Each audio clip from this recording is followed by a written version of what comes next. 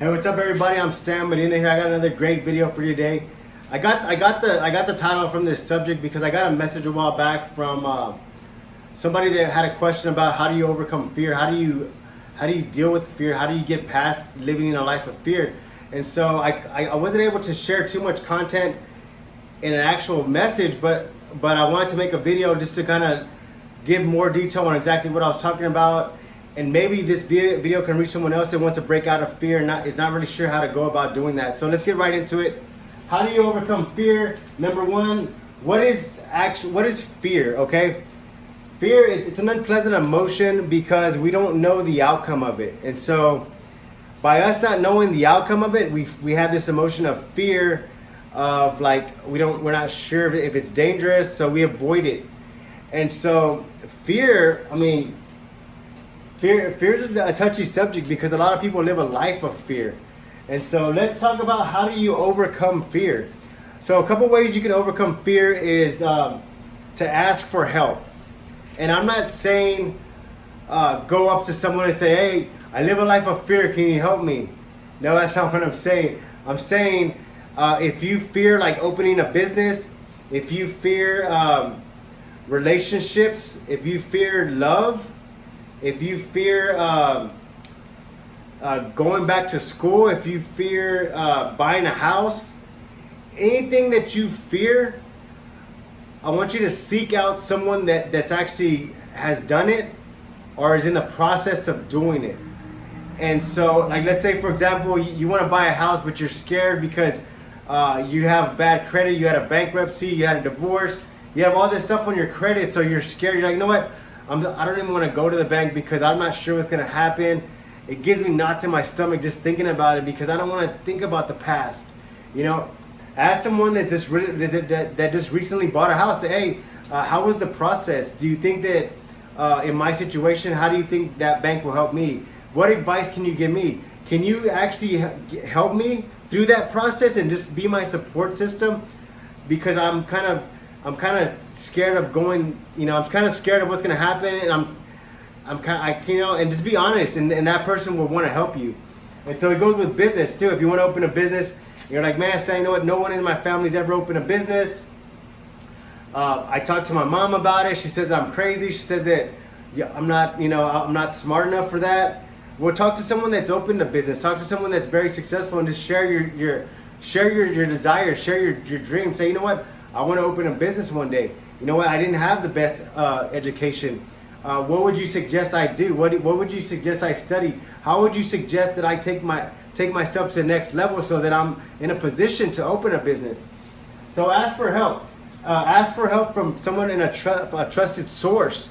So what I mean by that is you're not just gonna go up to your uncle that's been in jail for 10 times and has no bank account. You're not gonna go up to that uncle and ask them how to invest. That's not what I mean by asking for help. You might want to seek out like a financial advisor or someone that's actually living the lifestyle that you want to live. Someone that you can see they're very disciplined with their money. They have very disciplined spending habits, and they live a good life. Ask them for help. Say, you know what, man, I admire your financial discipline. It's something that I've never had an opportunity to be around. Can you help mentor me? Can I pay for some of your knowledge? You might have to buy some of his knowledge, and that's not a bad thing. I remember when I was first getting started, I wanted to get the best information. And so what I did was I went in the phone book and I started just looking up people that had big ads, people that had big, expensive ads. And I say, man, if this guy has an ad here, he must be making some serious money. So I set up an appointment, and I had to pay for some advice. And I said, hey, I want to open a business. I see that you advertise. I see that your name's everywhere. How do I get to that position? And he's like, oh, you know what? If you want this information, I'm not just gonna give it to you. You're gonna have to pay for it. And see, at the time, I didn't realize what he was doing. But if he would have gave me the information for free, like right now, like I'm giving you this information for free, and you might absorb it, but you might not. But if you're paying me, $1,500 for this video, I guarantee you're gonna be engaged, and you're gonna be taking notes. So it all matters on how you want the information. This is free information. If someone were to pay me $2,000 for this information, I'll give them the same information. So value this information, please. That's all I can ask. But yeah, so I met with the guy, and I gave him some money, and man, he gave me so much information that it changed my life. And to this day, I value information. Online, you can look online for growth programs. There's a lot of online mentor programs that you can enroll in, and these mentor programs are going to ask for your goals, and they're going to keep track of you every week to see if you're accountable for meeting your goals. Because if you set a goal, and I'm not talking about a New Year's resolution. A New Year's resolution is not a goal. That's really a joke. If you think that at midnight on December, when you're drunk, if you're really gonna set your goals, is that really gonna make sense? Like, think about that.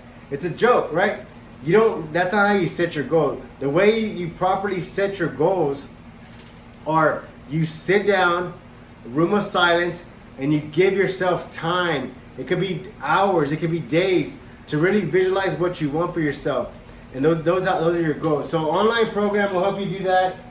Like I said, ask someone that's done it. Ask someone that's failed at it, someone that's succeeded at it. Get multiple opinions on the subject. It doesn't, like I said, it doesn't hurt to ask. In fact, I do this all the time. If I see someone that's accomplished something really great, I always ask them a lot of questions. One thing that I can suggest, if you're around someone that's highly successful, or someone that has the lifestyle that you would like to achieve, someone that has the business that you would like to generate, someone that has the family, someone that has the health, ask them 5 to 10 questions. Like, don't ask a question and then start talking about yourself. Ask a question, ask another question, ask another question. Ask just random good questions, you know what I mean? If someone's really successful in business, say, hey, you know what? Tell me some of your most embarrassing moments. Tell me some of your biggest accomplishments. If you could do anything over again, what would you do differently? Just ask some interesting questions. I'm going to show you this. It's always funny. One of my friends from the gym, every time I see him, I always ask him, what's your max? And so this is a funny joke, because if you're anybody of fitness, I compare it to that. If you're gonna ask someone in business a question, ask them like a good question. You don't want to ask a bodybuilder, what's your max? That's like it's a joke. They don't take you serious. So I just had to throw that in there. But anyway, number 3 is, okay, what is fear even real? Like, think about it. Is fear even real? Fear started off when we were young. And you know what? We might even be guilty of it right now with our own kids, and we don't even realize it. That's the crazy part, because we love our kids so much, and we would probably die for our kids. I would die for my kids, okay? That we don't realize the seeds that we're planting. And so the reason why is because when we were younger, we were planted these seeds by our parents or someone that planted these seeds. So we think it's just normal. Like, the way we talk, the way our actions, we think it's normal. But it wasn't until several years back when I really decided to get conscious with everything in my environment and what was being said and what was being spoken and what was being absorbed, till I caught on to it, And you know what? You're gonna have to, if you choose to live a life without fear, if you choose to put yourself in an environment where you're saying, you know what, like, fear's not even real. You're gonna have to change your friends. You're gonna have to change some even family relationships to get away from those bad, I guess I would say opinions, bad advice, because they might be living in a box of fear. And so how does it start? Okay, it starts when we're young. We're told, don't do that, be safe, that's too hard, our family has never accomplished anything that big, you will never win, that's too big, you're gonna get hurt. we're told all this stuff when we're young. So what it eventually does, it puts us kind of like in this box of comfort to avoid fear, because we're taught at a young age that fear is bad, fear is dangerous. But really, fear is just an emotion that's really a lie. Most emotions are really lies. So think about that. So if you can avoid the fear emotion, and basically what it really comes down to is not having the right information. So if you've asked your parents, hey mom, I want to open a business. Oh, mijo, that's very hard. That's very hard to do. You need a lot of money for that. Well, it's probably because they never got the right information. They never got the right knowledge to learn how to open a business. So they kind of closed that off as a fear. And so they're trying to implant that seed into your mind that it's also something you need to avoid.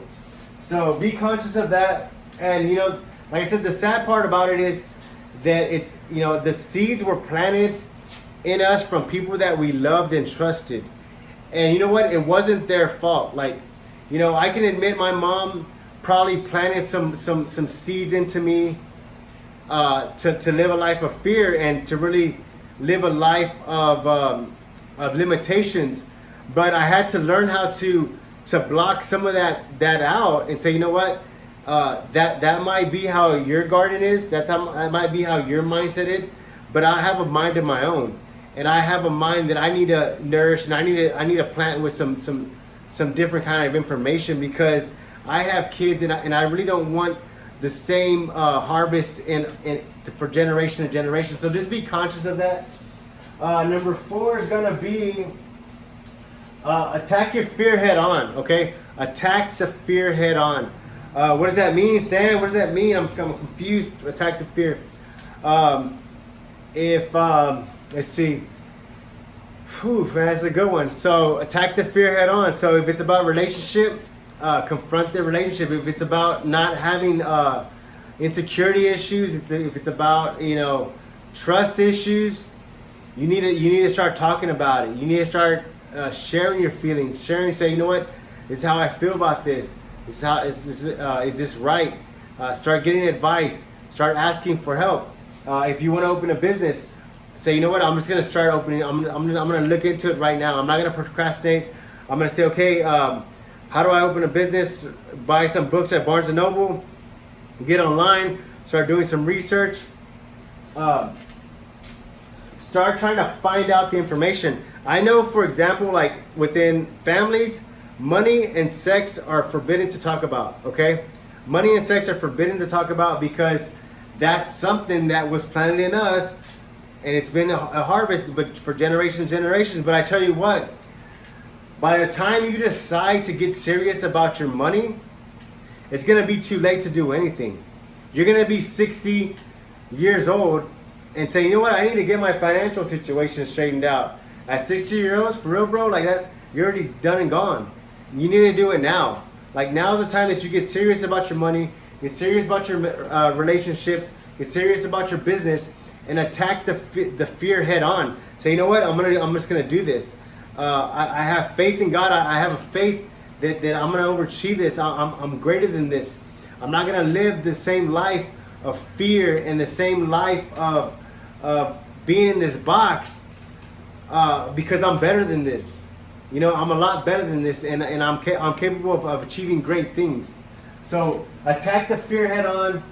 Number 5 is gonna be stay bold with yourself. So stay bold with yourself. Have honor and respect. So what I mean by this is you're not gonna go home and you're not gonna kick open the door and you're not gonna say, I'm done with fear, I'm done with this, and like pound your chest.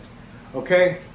You want to have respect for yourself and have respect for everybody else, because you have to remember you're coming in with new information. Okay? What I'm giving you is I'm giving you new seeds to get rid of those old weeds of fear.